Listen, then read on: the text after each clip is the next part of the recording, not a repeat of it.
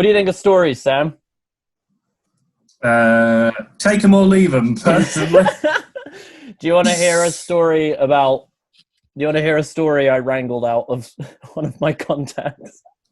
Yes. I've written down... yes, I do. Do you like... Okay, see what you make of this. So I went to an incredibly religious Catholic boarding school. It was a typical girls' school, cute, gossipy, and bitchy as fuck. There was a very unfortunate girl at our school. She was spotty, overweight, and wore thick glasses that made her eyes bug out like some sort of insect. She always had these inexplicably wet lips, which grossed me out immensely. And I love the specific things that disgust you as a kid. Like, kids can hone in on absolutely anything. If you want to bully someone, you'll find something. Inexplicably like wet 50 lips. years old now as well. I feel like I knew someone at my school was deeply bored into her psyche. But wait, this person gets even worse. Keep going. And she walked in this sort of annoying, awkwardly shuffly way, which pissed me off no end. I'm going to say, if the person who wrote this is listening to this podcast, it sounds like you're a cunt. But wait, even more unfortunately, she was missing her left hand. Oh my god! Start with the wet lips. They were the main thing. To this day, I have no reason why, and never thought to ask her. She often would wear a hook in place of the stump. This girl didn't stand a chance. This girl was called Melanie Borg. Full name? Okay. Full name. No way of identifying her. I mean, how many Melanie Borgs with one hand can there be, right? Tons of them. And when she came near the popular bitchy girls, they would all run away shrieking, "Run, run! It's the Borg! The Borg is gonna get you!" Anyway, I was not in with the bitchy cool girls at school, and I always tried my best to be kind to Melanie, although I kept some distance so that we didn't actually become friends. Every year, we did this ritual called exposition, where they'd bring out this big cross into the chapel, and two girls at all times had to be knelt before it in front on both knees, instead of the usual genuflection, which is performed on one knee. There you go, Sam. Some Catholic trivia for you. Are you Catholic? Right. Were you raised Catholic?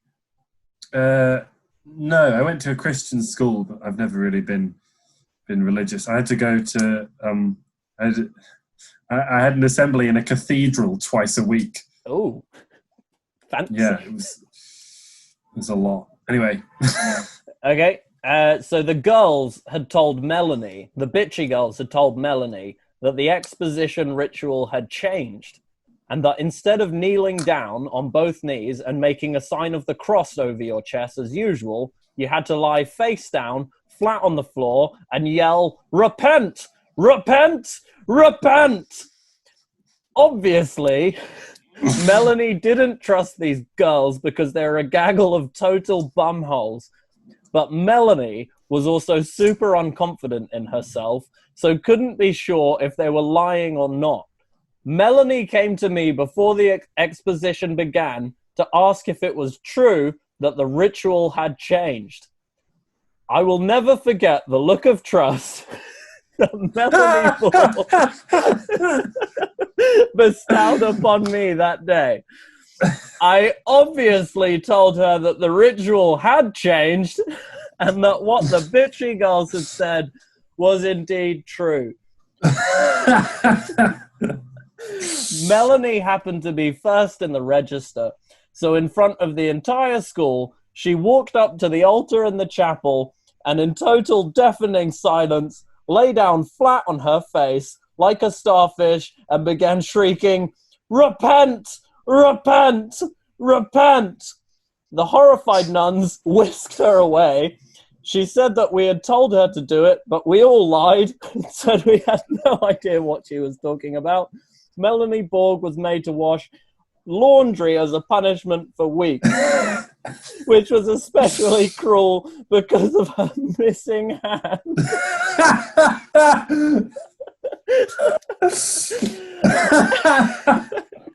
Melanie never You poked another hole in the sheets, Melanie.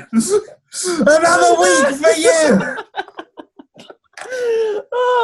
Melanie never spoke to me again, and the cool bitchy girls didn't let me in their gang either.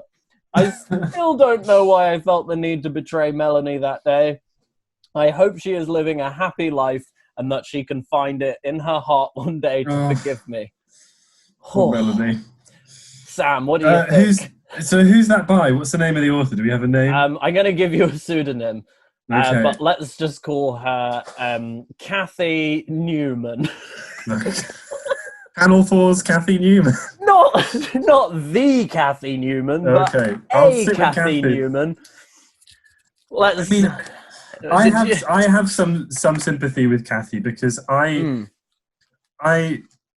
remember being a kid and there being like some bullying of some poor kid going on. And was this kid noticeably different and weaker than the other kid? No, I'm not even thinking of a specific example, but just like this would happen. And there would be, obviously you could like step in and help, but to step in and help would be like your main thought at that age is protecting yourself, right? And I can imagine that Kathy thought if she told Melanie the truth, then the popular girls would have been just as, like, would have been really pissed off with her, right? And you don't want that. You want to maintain... I don't know. Did she say it because she was looking forward to the humiliation of this girl? Or did she say it just because she didn't want to get in the way of what the bad girls were up to? She hasn't written in her email her intention behind it. Right. She clearly feels guilty, which is good at the end. But she also described her brutally. Yeah. I mean, it was, it would be like, we sort of can look back and laugh at it now, but knowing the kind of kids' self-image and self-confidence and things like that, that would destroy you. Like, I was destroyed because I wasn't destroyed, but I had to, for GCSE drama, for our final exam, we had to put on a play, and they were like, you shouldn't write your own play, because if you write your own play, it'll be crap, so just use one of these pre-written plays. So me and my friends were like, well, we're writing a play, obviously. So we wrote a play. What play did we write? We wrote a 20-minute long stage adaptation of the over 2-hour long 90 Gangsters classic LA Confidential.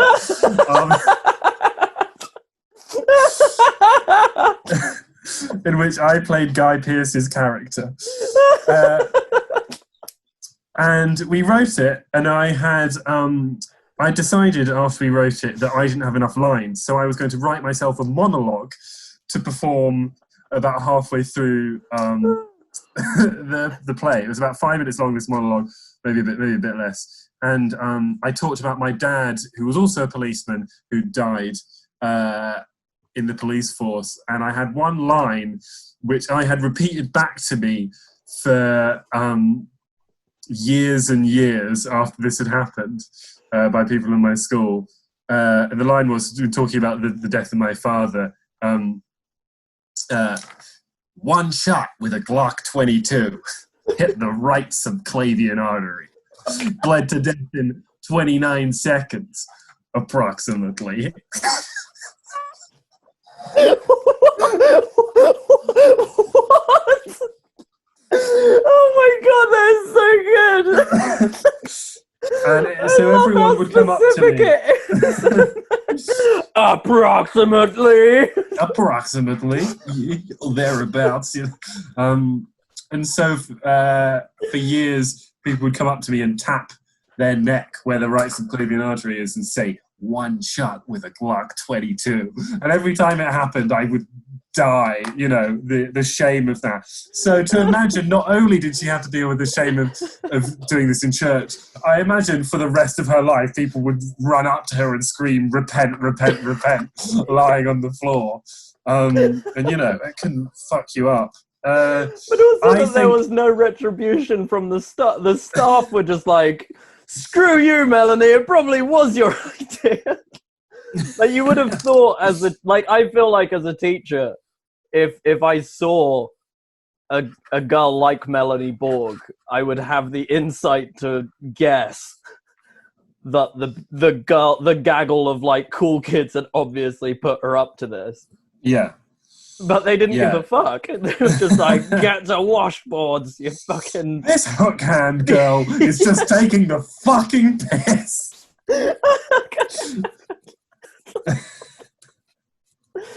you think you had to do it with the hook? Because surely it's easier to take the hook off, right? Okay, so this is another thing. Do you think they made to do it with the hook? I don't get hook hands. If I lose my hand, I'll just, again, this is not an area of my speciality. But I don't think they're like a hook. Like they're like they. Oh, can it pick up? I think it's too. Like, it is a hook. Right. Okay. But it's two, and you clip them together. You can grab to enable you to grab. I don't think it's like fucking like Peter Pan and Captain Hook. Yeah. I mean, maybe, but like, what the fuck would you do with that? God, the cruelty of kids with other kids who had deformities or things like that. There's a girl in my school who was had a deformity which meant she was missing half her ear, and she was she was called Van Gogh. Oh no! Oh no! This is pretty awful. Did they teach you about Van Gogh? Were you in the lesson where they taught you about Van Gogh? I think even in like primary school, who Van Gogh, the artist who cut his ear off, right? Yeah. I think obviously Kathy should not have. Are you listening, Kathy told Newman? Her to repent. If you're listening, Kathy Newman, I don't think she should have told Melanie Sprogg, whatever she was called, to say repent. But the Borg, get her name right. Be respectful. But I certainly did some shitty things as a kid, so I think you should forgive yourself now, Kathy. Oh, what a sweet man you are, Sam. You're understanding. I appreciate that. All right, so we think Kathy Newman's not a piece of shit. She was young. I mean, I wouldn't go as far as to say I could be confident that Kathy Newman is not a piece of shit, but I don't necessarily have evidence to suggest it from that. She's an understandable piece of shit. Yes. Yeah. Okay, Kathy Newman, you're all right. You're all right. She didn't mail in with a good thing, so which I asked people to do. A good thing. I asked people. She was. So I guess there's that to take into account. I feel like as a kid, I wasn't really. I don't know if this is a normal experience. I don't feel like I was ever really taught morality. I was told, be nice, don't be mean. Yeah. But I don't feel like I really was ever sort of sat down and given a good sense of like, this is why it's so important to do good, and this is why it's so important to do everything in your power not to do something that can upset people, because you're basically a little psychopath, right, when you're 5 years old, and then eventually you kind of grow out of that. But I think I had to grow out of it quite naturally. I don't whereas I feel like if I was to have a kid now, almost the most important thing to teach a child would to be like, don't do things that are gonna cause other people harm. Don't be mean to people. And occasionally you'd hear people being like, being nice is more important than being cool. But that would be told to you by the least cool person you've ever met in your life. Be like, no way am I taking that fuck guy. You. I'm gonna keep bullying Daniel. Yeah. But do you feel there is an element of like children bully to socialize, or do you think that's warped?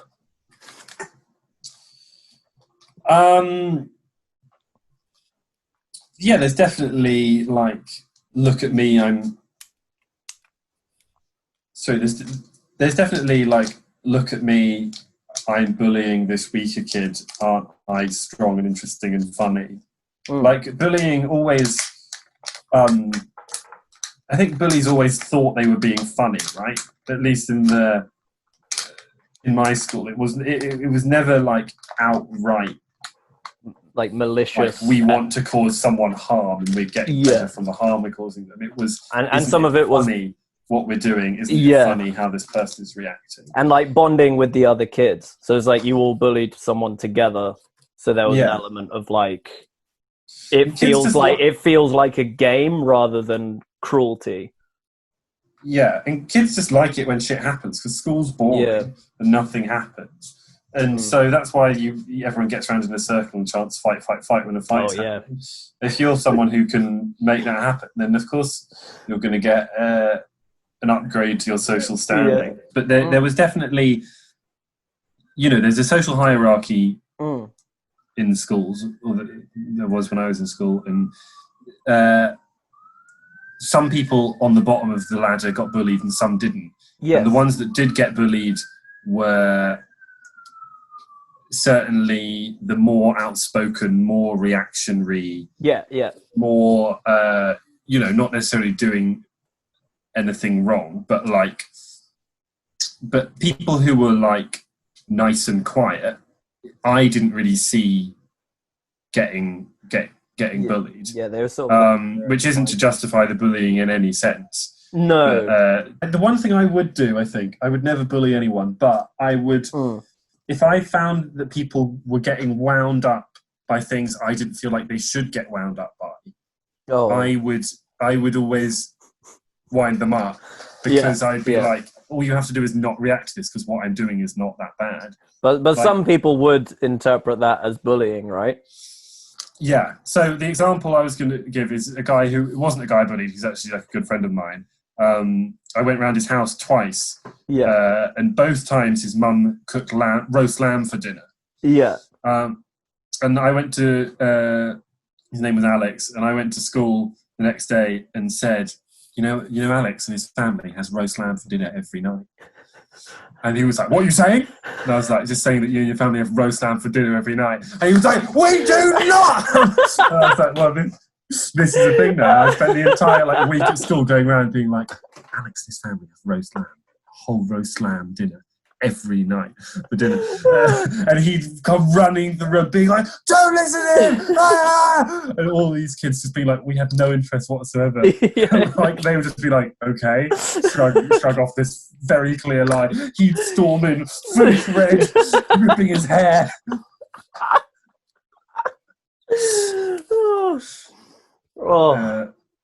Yeah. All right. Sam, we've been talking for 2 hours now. It's been a joy, though. I've had a lot of fun. Yes, I hope there's there's some extractable material. I hope it doesn't edit entirely down to the paedophile section. Whatever, let's get a good mix of things. It's been lovely. I'm going to say goodbye. Thank you for coming on the show. Thanks for having me on. I've had a lovely time. Yes. Until next time.